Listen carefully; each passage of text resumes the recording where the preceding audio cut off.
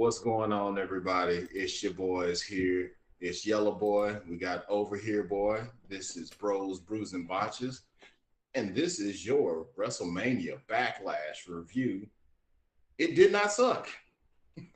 It didn't suck.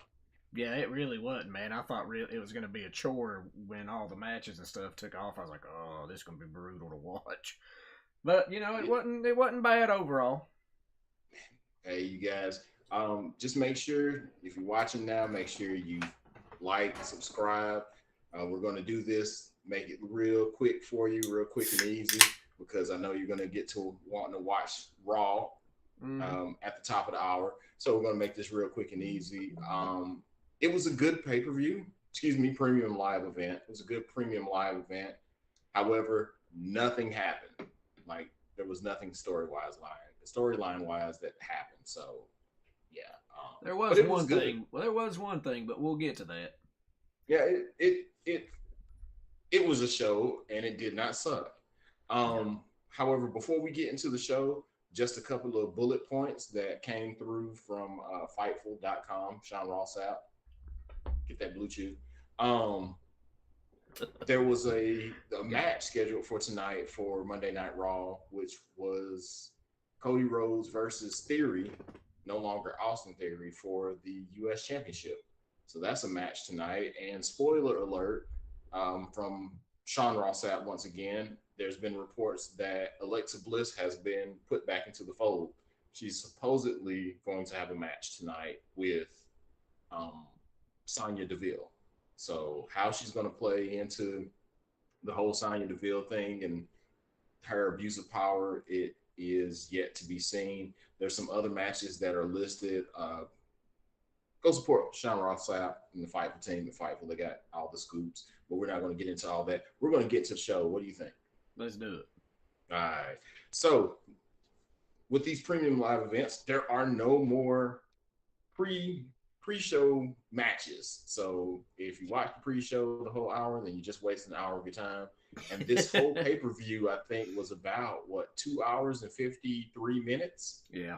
So that's less time than you would watch Monday Night Raw if you're looking to watch that in about 20 something minutes. Then go and watch Backlash, and you'll have a shorter show than Raw. But the main show kicks off with a rematch from WrestleMania, which is Seth freaking Rollins versus Cody Rhodes. I like this match. What do you think?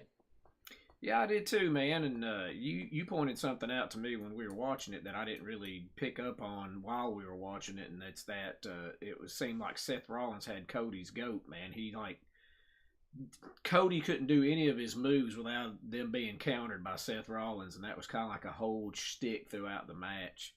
And you know, I thought it was a good match. I'm not really sure where they're going with that though. Like if I mean, because you can't have somebody do what they're doing and then not continue that angle somehow. So I'm interested to see what they got planned for that. I, at this point, I think, and especially with Cody going for the U.S. title tonight, I think that you should go ahead and put a bow on him and Seth Rollins for right now. Okay. The the we don't know. Maybe it's something else. I want to see where Seth Rollins goes from here. Because I love his new gimmick, Seth freaking Rollins.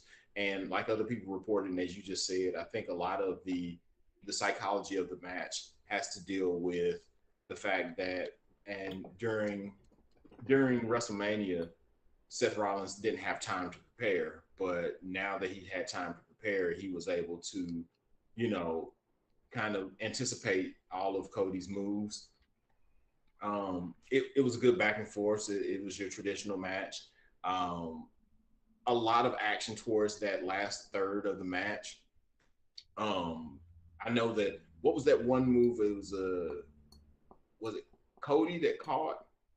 No, it was Seth that caught Cody. Cody was going for that disaster kick again, and he caught him in a power bomb and buckle bombed him, Yeah. which I thought that was a neat move. Um, and apparently, you just can't pin people now with just one crossroads. No. That move, he's gonna have to find him another big match move because that thing ain't getting it. Either that or he's gonna have to do that version where he sticks people on their forehead. Yeah, and brains them, just Yeah. straight brains people. Whoa, just like that, yeah. But man, I thought it was part of it, dude. Like Cody hit like that stalling superplex where he was on the second rope and Seth was on the top. That was awesome.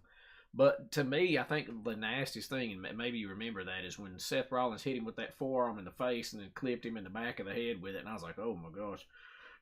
And And then they then he they went to teased the that. vertebraker.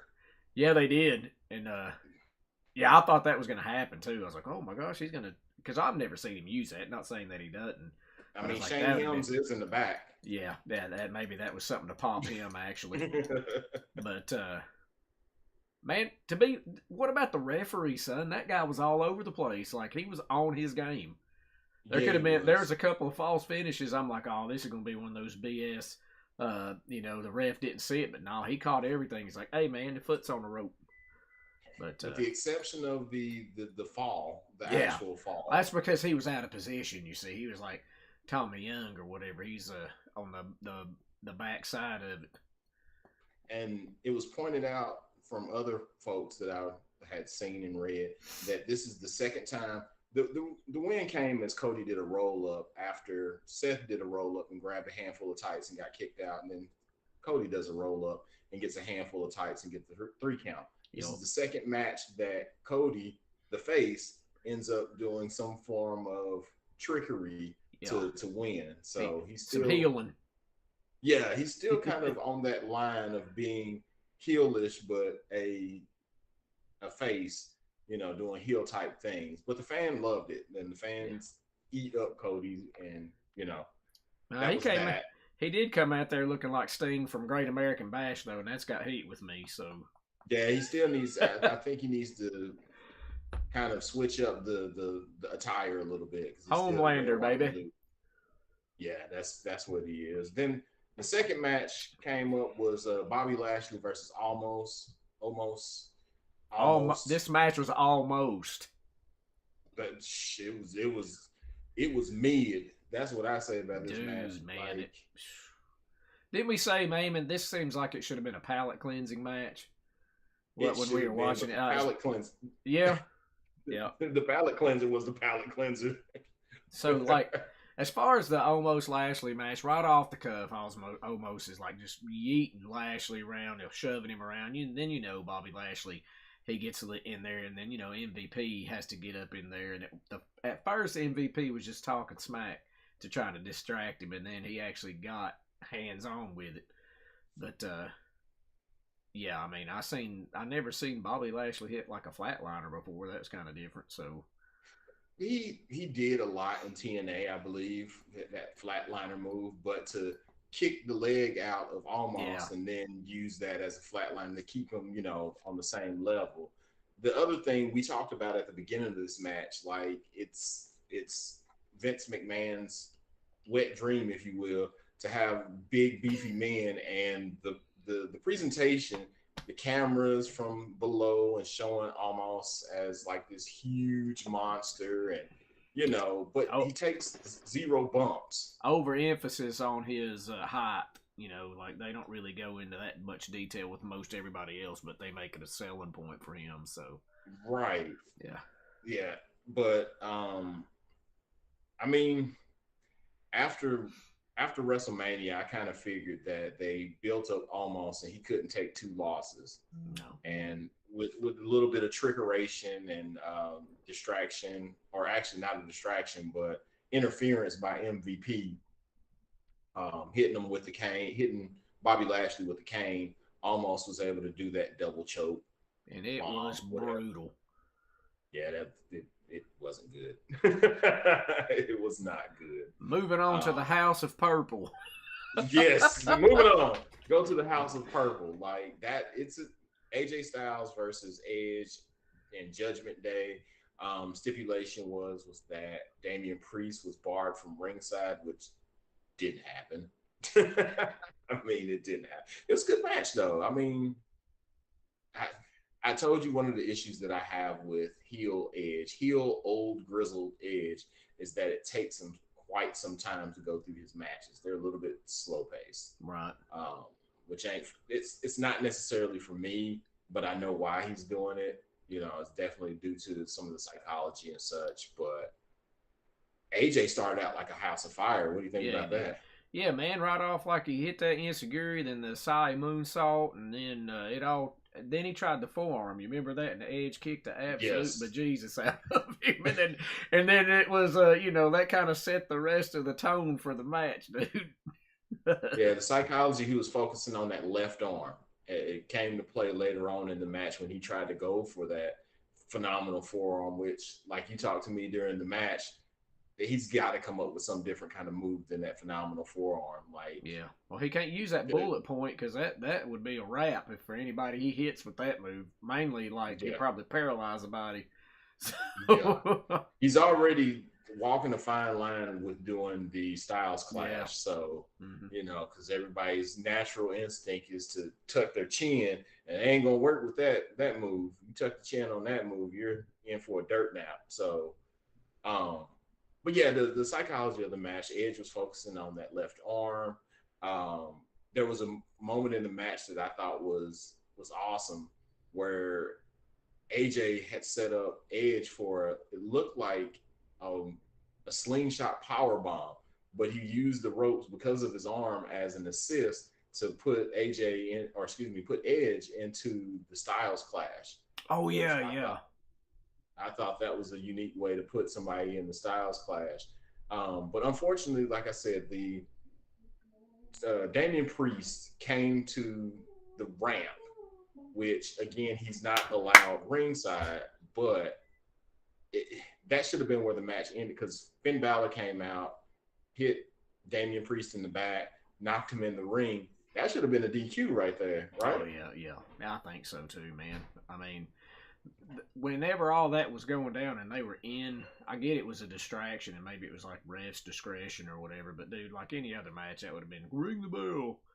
Right. So That stipulation. But as this was going on, of course, AJ climbed to the top rope, and then there was a hooded figure that was on the outside of the ring, and Byron Saxton kept saying, "Who is he? Who is he?" As the masked figure pushes AJ Styles off the top rope, as if no one knew who yeah, that figure was. yeah. But yeah, it costed AJ Styles the match. Of course, Edge gets the win, and lo and behold, who is the hooded figure with Rhea Ripley pants and boots? Yeah, it's Rhea Ripley. Oh man, for real, I thought it was Android. With the black hair, nonetheless. She's jet black hair and emoed out with the rest of House of Purple. So, hey, but what about that nasty crossface sleeper hold junk that Edge put the AJ Styles? Yeah, dude, he choked him out, was... son. AJ said, dude, and it's important because he never tapped out. He passed out, like you pointed out to me. So that's important to know for the story moving forward, that he never tapped out. He passed out. So this actually can continue. I don't know if they're going to actually use the Bullet Club, seeing as how they too sweeted last week. But yeah, I don't know if they're going to use AJ and Finn Balor. And possibly after last night, there was a tweet from Liv Morgan, who put "too sweet" in a tweet last night. So maybe they're going to do an intergender 6-person tag match with House of Purple, and then they'll add on Ciampa as reported. So who knows? I do know, like I said, Liv Morgan, I believe, faces Rhea Ripley tonight on Raw. So I will definitely try to wrap this up really quick so that those of you wanting to watch Monday Night Raw can watch it, because yeah. Next match was the I Quit match with Ronda Rousey versus Charlotte for the SmackDown Women's Championship. Yeah, I was not. I mean, the build to this wasn't all that great for me. I don't know. What about you? Did you look forward to this match? Not really. I mean, not to take anything away from either one of them. It's just like it went the way that I thought it was going to, and I mean, I don't understand why. I guess as we were talking, it's like, where are we going now? Like, who do we have that can possibly contend with the new champion? Right. I don't know, man. So I'm interested to see what they're going to do with that. But I mean, I thought it was a fairly hard hitting match for what it was. Oh yeah. Oh yeah. There's a few that point where Ronda was like Samurai Ronda and was beating the absolute crap out of Charlotte with those kendo sticks to the point where one of them splintered like spaghetti, dude. I was like, oh my gosh, laying into it thick, son. Yeah, they had stuff inside the ring, outside the ring. Of course, in my notes, I had to make sure to put that there was that one fan that looked like Paul Bearer that was out there in a t-shirt. Oh Um, yes. and also Pat McAfee making the call. Is that the Fiend in the front row? And the little kid sitting out in the front row with a Fiend mask on, the cosplaying, which was awesome.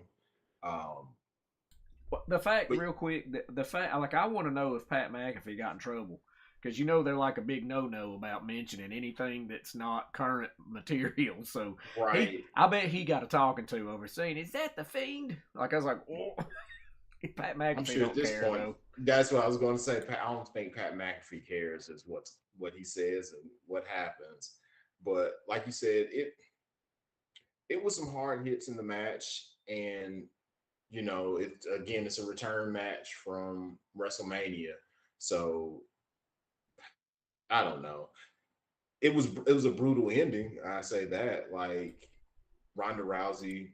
Well, first Charlotte introduced a chair, and they did the I quit stip or whatnot. We thought that it was going to be a Rocky versus Mankind kind of scenario, or we were making jokes of with I that. quit. I quit. I quit. I never said that, Rock. So pop me. But no, I forget what Charlotte said. Charlotte said this is your last chance, and then got reversed, and Ronda Rousey took the chair and put Charlotte's arm through it to make it an arm bar with the chair, through the hole of the chair or whatnot. And they asked Charlotte if Ronda asked Charlotte would she quit, and of course, at first Charlotte said no, and you know, how WWE is with saying the B word, and so I thought that's what she was going to say, B word, and then cranks it up or whatnot, and then Charlotte screams, "I quit," to make Ronda Rousey the new champion. The story out of this is that Charlotte, because later on Caleb Braxton did a report and said Charlotte broke her radius bone in her forearm or whatnot, so she'll be out for an undetermined amount of time. It's been reported that Charlotte's just taking some time away from the ring, so don't know how long she'll be out. But it goes back to your question over here, boy. Who's next? Who's going to be up in that championship run? Because they really haven't built anybody on Right. SmackDown. They have people. It's just they haven't built them to be a competitor. So what I don't want out of Ronda Rousey is another Brock Lesnar scenario to where it's like, come and go and not be a part-time champion. Although Brock there for a little bit when he came back as the Viking Lord, he was, he was there for a minute. But other than that, dude, it's like we'll see. And it's like because WWE always does interesting stuff with like the main event women athletes there, so we'll see what they do, man. So Ponytail Brock. yeah. Hey, that's guys, the best version of Brock. Suplex City. B word. But I think the natural progression should be, but this is just me because I'm a fan of her.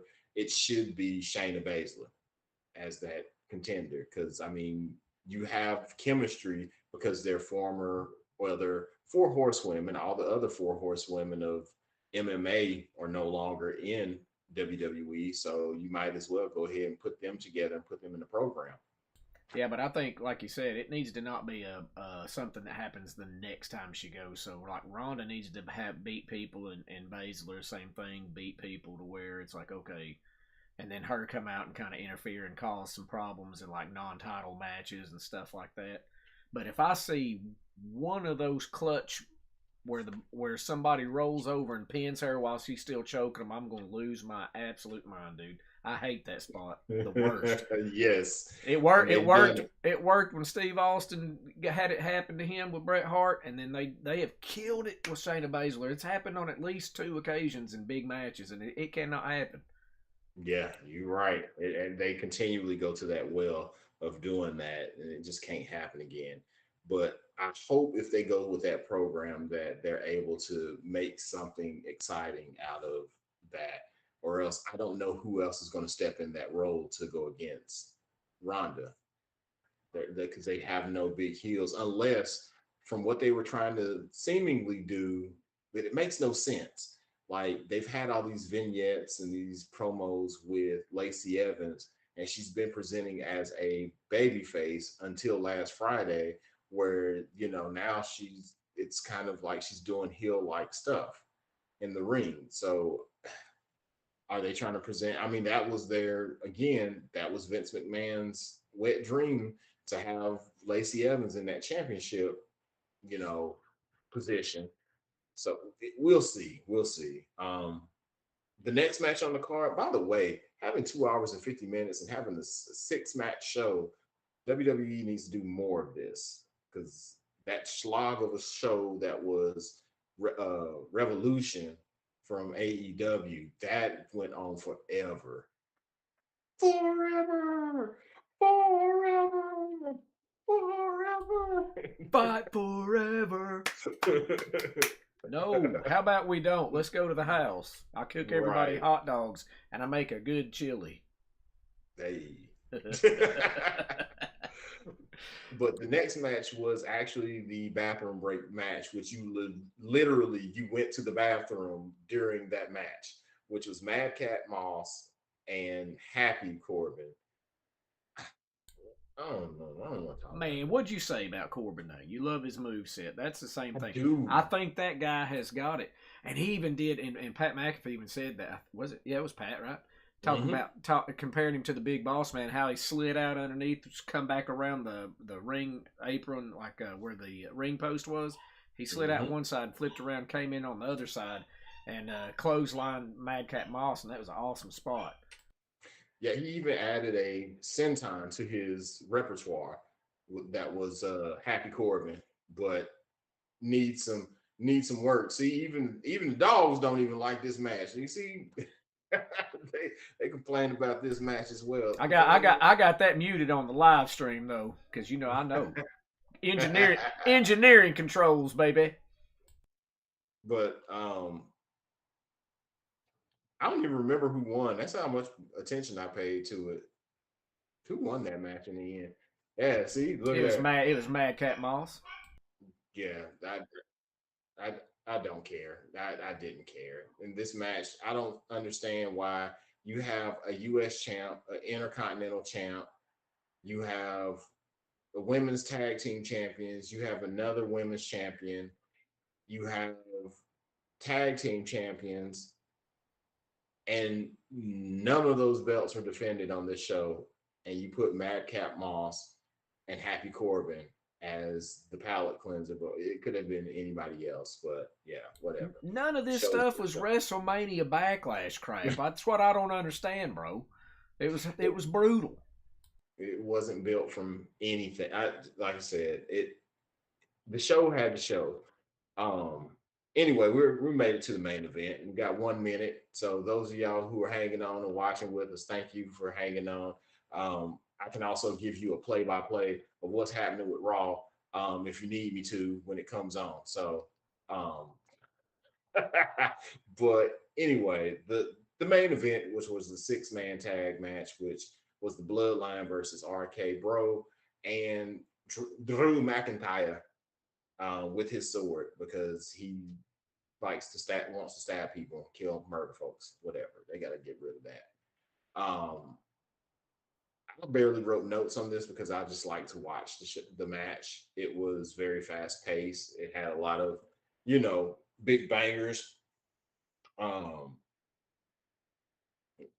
I just put in here that the face side took the offense at the beginning, as you would kind of guess they would, and then I even called it. I said, "Watch Riddle is the sacrificial lamb, and will get beat down so that he can do the hot tag, which was happening.